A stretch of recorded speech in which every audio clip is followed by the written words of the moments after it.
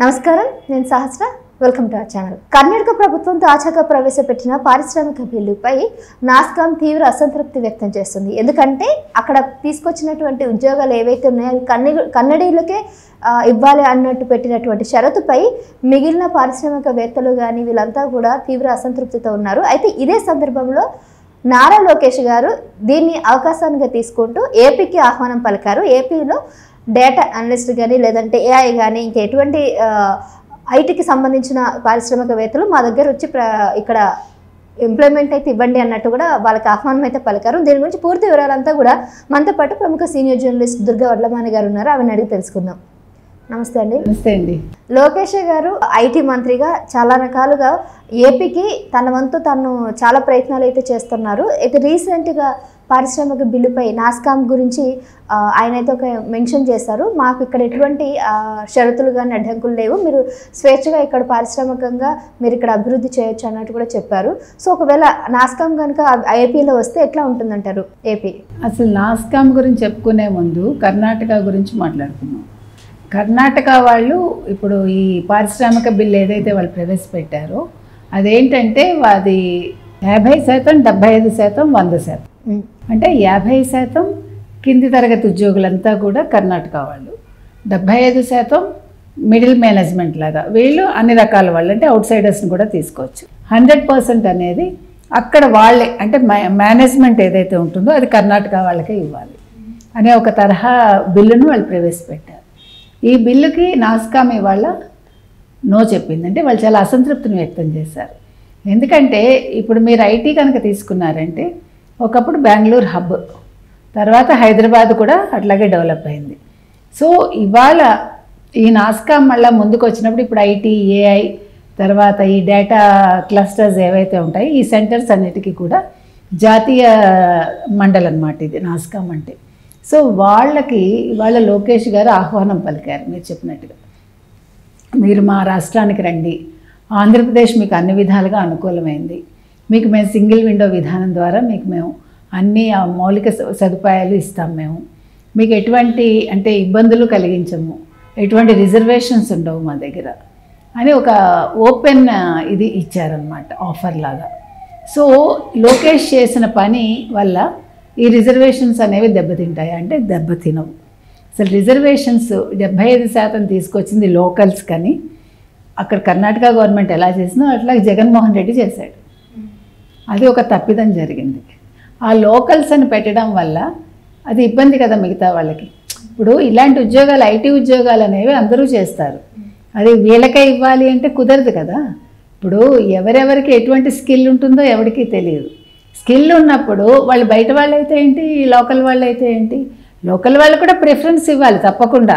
వాళ్ళకి వాళ్ళ దగ్గర ఏమనాలి తెలివితేటలు ఉన్నాయనుకోండి, వాళ్ళ క్వాలిఫికేషన్స్ బాగున్నాయి, వాళ్ళు అన్ని రకాలుగా వాళ్ళు చేయగలరు అనుకున్నప్పుడు డెఫినెట్గా వాళ్ళకి ఉద్యోగం వస్తుంది. అది కాకుండా ఇట్లా రిజర్వేషన్ పాలసీ పెట్టి జగన్మోహన్ రెడ్డి అన్న పరిశ్రమలు తీసుకొచ్చాడు, తప్పు కదా జగన్మోహన్ రెడ్డి చేసింది. అసలు జగన్మోహన్ రెడ్డి వల్ల ఈ గొడవలన్నీ వచ్చి ఒక్క కంపెనీ రాలేదు లోకల్గా. ఇప్పుడు కర్ణాటక ప్రభుత్వంకి కూడా సేమ్ అదే సిచ్యువేషన్ ఎదురవుతుంది. ఆయన ముఖ్యమంత్రి సిద్ధరామయ్య ట్వీట్ చేశారు, మా కన్నడీయులకు ప్రాధాన్యత ఇవ్వడం కోసం మేము పోస్ట్ చేస్తామని చెప్పారు. అందరూ అసంతృప్తి వ్యక్తం చేస్తూ ఇమీడియట్గా నెక్స్ట్ డే ఆ ట్వీట్ని డిలీట్ చేయడం జరిగింది. అంటే తప్పు తెలుసుకున్నారు. తప్పు తెలుసుకోవటం కాదు అక్కడ, మళ్ళీ అదేం తప్పని అనుకోరు, వాళ్ళ అవసరం కోసం మాట మార్చారు. మీరు అట్లా తీసుకోండి. ఇప్పుడు వాళ్ళు కన్నడ వాళ్ళ భాషాభిమానులు ఓకే, ఎవరి భాష మీద వాళ్ళకి అభిమానం ఉండాలి, ఎవరి ప్రాంతాలు వాళ్ళకి అభివృద్ధి చెందాలి, దాని గురించి మనం మాట్లాడాం. ఎట్ ద సేమ్ టైం ఏది కూడా అతిగా ఉండకూడదు, అందరికీ అవకాశం కల్పించగలగాలి. ఇప్పుడు తమిళియన్స్ ఉన్నారండి, తమిళియన్స్ అందరినీ రాణిస్తారు, అన్ని భాషల వాళ్ళని రాణిస్తారు, కాకపోతే వాళ్ళ భాషకు ఇంపార్టెన్స్ ఇచ్చుకుంటారు, తప్పులేదు. ప్రాంతీయాభిమానం ఉంది, ఎట్ ద సేమ్ టైం వాళ్ళు అందరినీ రాణిస్తారు. ఇప్పుడు కన్నడ వాళ్ళు కూడా బెంగళూరులో అందరూ ఉన్నారు, ఇప్పుడు ఎవరు లేరు, తెలుగు వాళ్ళు ఉన్నారు, తమిళియన్స్ ఉన్నారు, మలయాళీస్ ఉన్నారు, అన్ని రాష్ట్రాల వాళ్ళు ఉంటారు. కాకపోతే కన్నడిగలకే ఇవ్వాలి అనేది మాత్రం మంచి పద్ధతి కాదు, అంతే చెప్తున్నాం. అంతేగాని కన్నడ వాళ్ళు మిగతా వాళ్ళని రానివ్వరని మనం ఎక్కడా చెప్పాం, వాళ్ళు మంచి వాళ్ళే. కానీ మరీ అంత ప్రాంతీయ అభిమానం అక్కర్లేదు కొన్ని విషయాల్లో. సో ఇప్పుడు లోకేష్ గారు చేసిన పని వల్ల అందరికీ అవకాశం దొరుకుతుంది. ఒకటి. రెండోది, అసలు జగన్మోహన్ రెడ్డి అన్నవాడు ఈ జగన్మోహన్ రెడ్డి అన్న వ్యక్తి 75% పెట్టడం వల్ల పరిశ్రమలు రాలేదు. ఎందుకు వస్తాయి? 75% లోకల్స్ కన్నప్పుడు ఇప్పుడు నాస్కామ్ లాంటివి ఎందుకు వస్తాయి? ఒక్క పరిశ్రమ వచ్చిందా ఇంతవరకు? ఇది ఆయన 2020లో పెట్టినట్టు. ఎప్పుడు పెట్టారండి? అదే 2019 తర్వాత అంటే 2021 పెట్టుంటాడు ఆయన. సో 3 సంవత్సరాల్లో ఒక్క పరిశ్రమ రాలేదు కదా.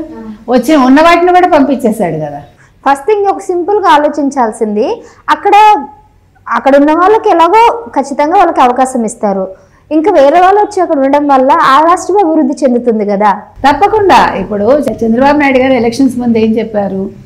ఐటీ ఉద్యోగులకి ఒక హామీ ఇచ్చారు.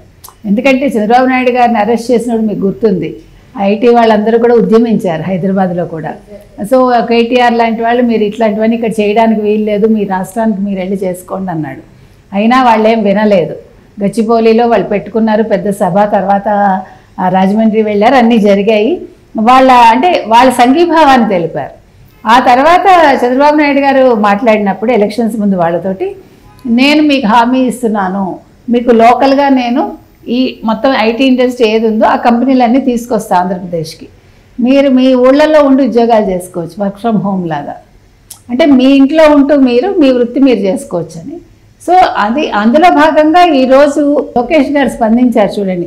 అంటే చంద్రబాబు నాయుడు గారి విధానాలని ఇతను ఆకలింపు చేసుకొని ఆ బాటలో ఈయన వెళ్తున్నాడు.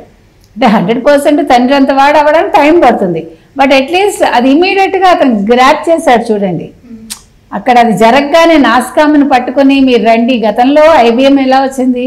చంద్రబాబు నాయుడు గారు బిల్ గేట్స్ దగ్గరికి వెళ్ళి గంటలు కూర్చుని 10 నిమిషాలు అపాయింట్మెంట్ అడిగి, తర్వాత అది 40 నిమిషాలు అయ్యి, తర్వాత వాళ్ళు వచ్చి IBM ఇక్కడే పెట్టడం జరిగింది హైదరాబాద్లో. అంటే ఆ విజన్ అనేది తండ్రి నుంచి అతను అందిపుచ్చుకుంటున్నాడు. అది మనం చెప్తున్నాం. ఇప్పుడు హైదరాబాద్ ఇక ఈ రేంజ్లో రావడానికి అయితే మూల కారణం అయితే చంద్రబాబు నాయుడు గారు అనేసి అందరికీ తెలుసు. అసలు మీకు ఉందో లేదో నాకు తెలియదు. అదంతా కూడా ఈవెన్ రోడ్ నెంబర్ 12 ఇవన్నీ కూడా ఇటీవల కాలంలో డెవలప్ అయ్యాయి. 20 years బ్యాక్ ఏముందమ్మా? ఏమీ లేదు. అంతా చెట్లు, చేమలు, కొండలు, గుట్టలు, మాకు తెలుసు అవంతా. హైటెక్ సిటీ కూడా పెద్ద కొండ, అప్పుడు కొండ మనకు తెలుసు. ఆ చుట్టుపక్కల కూడా ఏమీ లేదు, తర్వాత కదా ఇవన్నీ వచ్చాయి. కాబట్టి అంటే ఇండస్ట్రీస్ రావడం వల్ల ఇన్ని మంచిలు జరుగుతాయి. ఒక ఇండస్ట్రీ వల్ల ఇంతమందికి ఉపాధి దొరుకుతుంది. కాబట్టి ఈరోజు ఆంధ్రప్రదేశ్కి అవసరమైంది ఉపాధి కల్పించటం. అందులో భాగంగా మన లోకేష్ గారు వెంటనే ఆయన స్పందించటం, ఈ రకంగా వెంటనే ట్వీట్ చేయటం, అంటే ఇవన్నీ కూడా మంచి పరిణామాలు. అంటే ఒక ఐటీ మినిస్టర్గా ఆయన చేయాల్సింది చేస్తున్నాడు. అలసత్వం లేదు ఎక్కడ. అంటే నాకెందుకు లేని వదిలేయకుండా ఇమీడియట్గా పట్టుకుని, అంటే మన రాష్ట్రానికి కావాలి, రాష్ట్రాన్ని అభివృద్ధి చేయాలి, ఆయన లక్ష్యం అదొకటే. కాబట్టి ఇప్పుడు అంటే ఆ మార్పు చూసారా, ఒక మినిస్టర్ అయ్యాక రాజకీయ నాయకుడిగా ప్రస్థానం మొదలుపెట్టి అనుభవం సంతరించుకుని ఈరోజు ఒక ఏమనాలి ఐటీ మినిస్టర్గా తన పని తను చక్కగా చేస్తున్నారని. రైట్ మేడం, మీరు అన్నట్టుగా లోకేష్ గారిలో మార్పు క్షుణ్ణంగా కనిపిస్తూ ఉంది. సో అప్పటికి ఇప్పటికి అన్నట్టుగా ప్రతిదీ కూడా ఇమ్మీడియట్గా కాకపోయినా మ్యామ్ చెప్పినట్టు తండ్రి దగ్గర నుంచి ఆ విజన్ తీసుకోవడానికి తన వంతు తను బాగానే ఇప్పటివరకు చేసుకుని వచ్చినటువంటి కార్యక్రమాలు చూస్తే మనకు అర్థమవుతుంది. సో ఇప్పుడు ఏదైతే ఆహ్వానం పలికారో ఇదైతే నిజంగా ఏపీకి పెద్ద మార్పు వస్తుందని ఆశిద్దాం. Thank you.